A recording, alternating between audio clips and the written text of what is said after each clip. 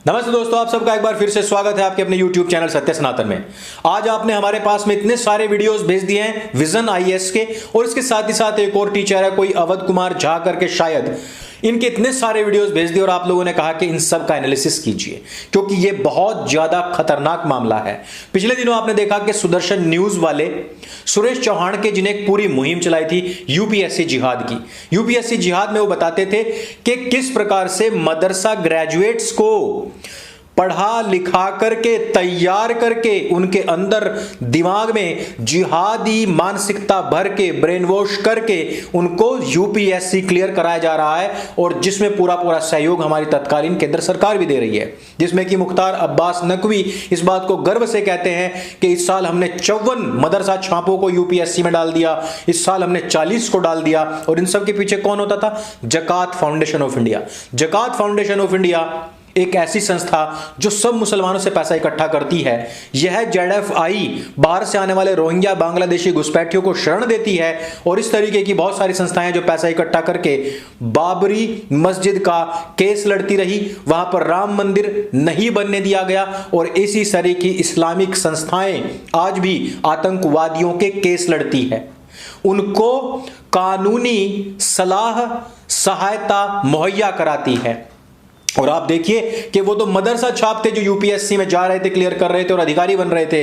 यहां पर तो हिंदू नामधारी स्मृति शाह हो, चाहे अवध हो, चाहे फिर विजन आईएएस के अलग अलग टीचर्स हो, ये सारे के सारे सॉफ्ट इस्लाम का संदेश जो कि कभी से लेकर कभी तक इस्लाम में था ही नहीं, वो हिंदू बच्चों में भी भरा जा रहा है। और आज मैं बहुत सारी ऐसी बातें आप लोगों को बताऊंगा कि जहां पर इन सभी के सभी टीचर्स ने, इन प्रोपेगेंडाधारियों ने झूठ बोला है। लेकिन उससे पहले मैं आप लोगों को एक बात बता दूं कि ये जितना भी इतिहास के नाम पर जहर आपके बच्चों में भरा जा रहा है, इसको डिटॉक्सिफाई करने के लिए ही हमने सनातन हाट का शुरुआत किया था, आरंभ किया था, और जिस पर कि हमने सच्चे इतिहास से संबंधित सभी पुस्तकें दी हैं। आप धार्मिक हैं तो धार्मिक पुस्तक लीजिए, यदि आप इतिहास को जानना चाहते हैं तो इतिहास की पुस्तक लीजिए, क्योंकि यह जो मामला है बेहद गंभीर है। यदि आपके बच्चे को असली इतिहास नहीं पता है तो वो इनके द्वारा जो थूका गया जिहाद है उसको चाट करके कल जिहादी ही बनेगा। हम स्पष्ट कहते हैं कि मार्क्स लेने के लिए आपने लिखना है अकबर महान था, लिख दीजिए, एक नंबर आ जाएगा, लेकिन सच्चे इतिहास को अवश्य पढ़िए जहां आपको पता लगता है कि महाराणा प्रताप ने कभी उसके सामने घुटने नहीं टेके बल्कि उसको लोहे के चने चबवा दिए। और इसी सच्चाई पर से, इसी इतिहास पर से आज हम ये पर्दा उठाने वाले हैं।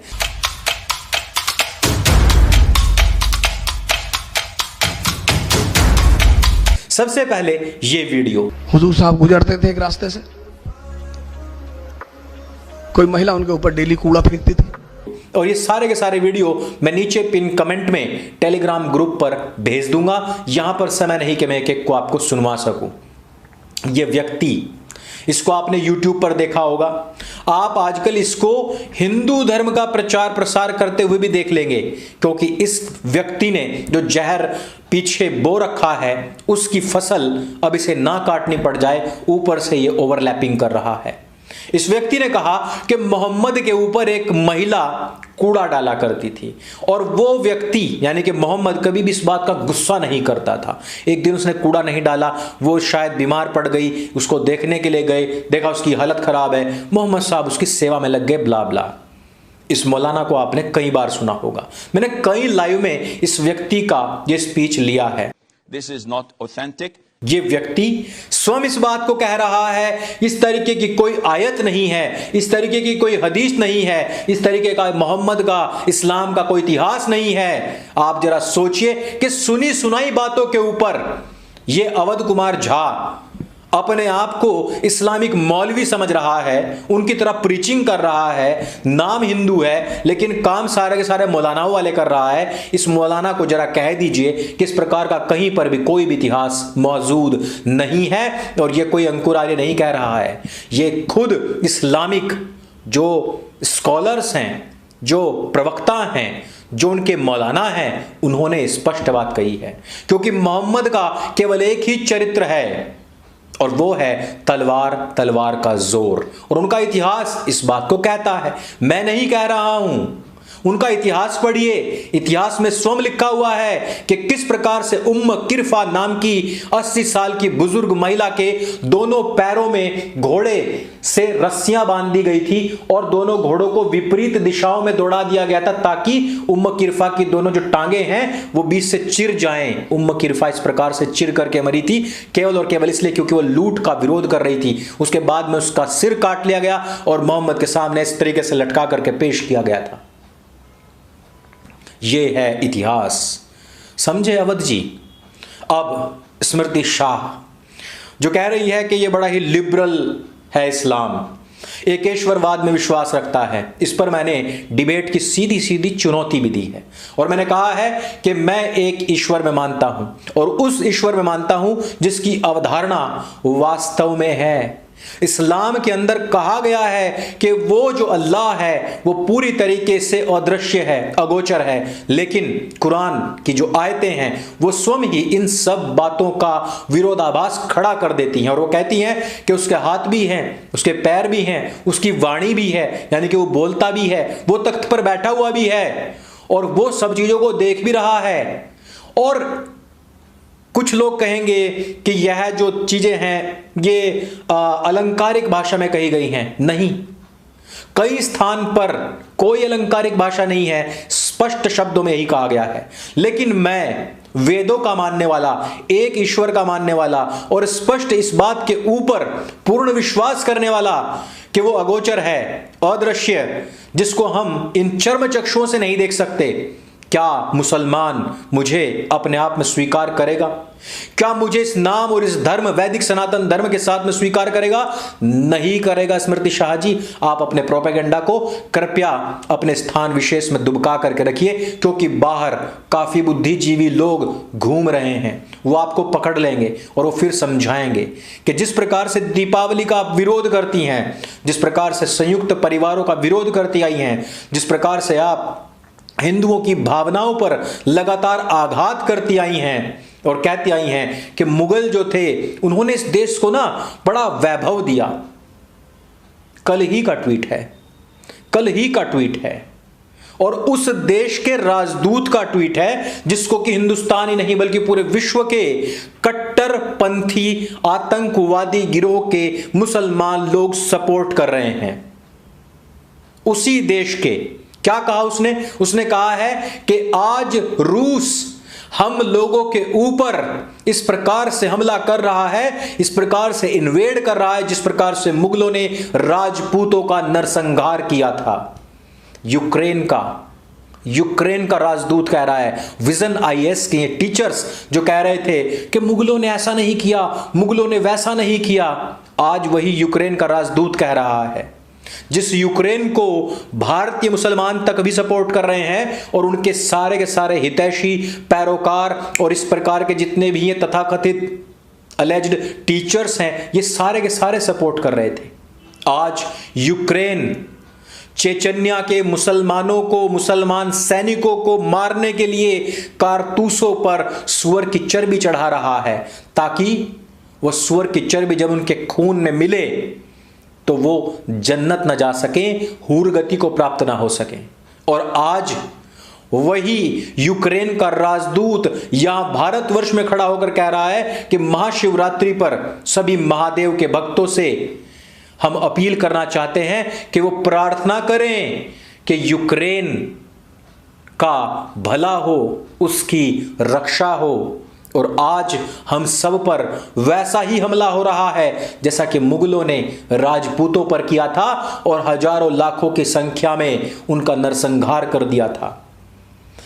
यहां बाहर के लोग, इतिहास को जानने वाले लोग और जो किसी पद पर बैठे हुए हैं वो कह रहे हैं कि इन्वेड हुआ और मुगलों ने हिंदुओं को मारा, काटा, लेकिन खुद का आईएएस का पेपर ना निकाल पाने की भड़ास में, किसी खुन्नस में एक वामपंथन ये बता रही है कि मुगलों ने इनको जीना सिखाया, और इसी विजन आईएएस का एक टीचर तो यहां तक कहता है कि मंदिर को तोड़ा इसलिए गया था क्योंकि वहां पर आपराधिक घटनाएं हो रही थी, गैर संवैधानिक घटनाएं हो रही थी और औरंगजेब ने वो मंदिर तोड़ दिया। तो इससे ज्यादा घटनाएं तो मस्जिदों में हुआ करती थी। औरंगजेब ने कितनी मस्जिदें तोड़ी थी? औरंगजेब ने कितनी मस्जिदें तोड़ी थी? क्या मुसलमान उस समय पर पाप नहीं करते थे? लेकिन मुसलमान ने कितने लोगों की गर्दनें उड़ाई, कितने लोगों को फांसी दी? केवल हिंदुओं को ही क्यों दी गई? आप बताइए कि संभाजी राजे की गलती क्या थी? केवल इस्लाम नहीं कबूल करना, सिर्फ इतनी सी बात। यह बताइए कि सिखों के गुरुओं की गलती क्या थी? केवल उन्होंने इस्लाम कबूल नहीं किया, सिर्फ यह गलती थी, लेकिन उनको मार दिया गया। आप ये बताइए कि छोटे छोटे साहिबजादों की गलतियां क्या थी? क्या वो भी गैर संवैधानिक घटनाओं में लिप्त थे? लेकिन उनको भी मरवा दिया गया। यह तो इस्लाम है, इस्लाम की सीख है। इस्लाम की किताब में गैर मुसलमानों के लिए मौत का फरमान है और वो फरमान उन सब मुसलमानों के लिए है जो कुरान में, मोहम्मद में, अल्लाह में और उसके पैगंबरों में विश्वास करते हैं। ना कि ये फरमान, ना कि ये आदेश, ना कि ये फतवा किसी राजा के लिए है। अर्थात न्याय के लिए कोई राजा के लिए आदेशित नहीं, बल्कि सड़क चलता कोई भी रोहिंग्या, कोई भी बांग्लादेशी, यदि उसके दिमाग में आ गया कि सामने वाले ने गुस्ताखी की है तो वो भी उसको काट सकता है। कहां है न्याय? सैकड़ों आयतें जो गैर मुसलमानों को मारने की दी गई हैं, उन पर 1 to 1 आकर के डिबेट कीजिए। आज डिबेट हो इस बात के ऊपर कि मुगलों ने हिंदुओं को मारा था अथवा नहीं। आज डिबेट हो इस बात के ऊपर कि मोहम्मद के ऊपर किसी ने कचरा डाला था अथवा नहीं। आज बात हो इस बात के ऊपर कि वो लिबरल थे या फिर घमंडी, अहंकारी, क्रूर और नरभक्षी थे। इस बात के ऊपर पूरी बहस होनी चाहिए और इस बात पर भी चर्चा होनी चाहिए कि आपके बच्चे जो तथाकथित ये आईएएस, यूपीएससी की जो तैयारी कर रहे हैं, उनको जो इतिहास पढ़ाया जा रहा है वो सच्चा भी अथवा नहीं है। आपके बच्चे कहीं ना कहीं ब्रेन वॉश हो रहे हैं। इस बात को जान लीजिए, समझ लीजिए। और ये जितने भी इंस्टीट्यूट्स खुले हुए हैं, ये कोई आईएएस बनाने वाले नहीं, बल्कि आईएस बनाने वाले हैं। या आपके बच्चों को आतंकवादी बना रहे हैं, या आपके बच्चों को विधर्मी बना रहे हैं, या आपके बच्चों को जिहादी बना रहे हैं। उनका मानसिक ब्रेन वॉश कर रहे हैं और उनको आपराधिक प्रवृत्तियों में धकेलते जा रहे हैं। उनको अपने हिंदू होने पर अपमानित महसूस करा रहे हैं और वो उनके बीच में एक आतंकवादी, क्रूर और नरभक्षी गिरोह को, संगठन को महिमा मंडित कर रहे हैं। आज इस बात की जांच होनी चाहिए कि इनके द्वारा जितने भी लोग एडमिनिस्ट्रेशन में गए हैं, उनका रिकॉर्ड क्या है, ट्रैक रिकॉर्ड क्या है। और एक बार फिर से कहूंगा, सच्चे इतिहास को पढ़िए, अपने इतिहास को जानिए, अपने धर्म को जानिए, उसको पहचानिए, उसका पालन कीजिए। यह बच्चों को सिखाइए, बड़ों को सुनाइए। और 1 to 1 डिबेट की जो चुनौती है वो अभी भी ज्यों की त्यों जारी है। अभी तक किसी का भी रिप्लाई नहीं आया है। हम तैयार हैं। तो इस वीडियो में सिर्फ इतना ही। इस प्रकार का कोई भी वीडियो आपको मिले तो हमें अवश्य भेजिए। ये सभी वीडियोस हम अपने टेलीग्राम ग्रुप में आप सब लोगों के लिए अवश्य भेजेंगे। मेरे संग बोले सत्य सनातन वैदिक धर्म की जय। जय हिंद, वंदे मातरम।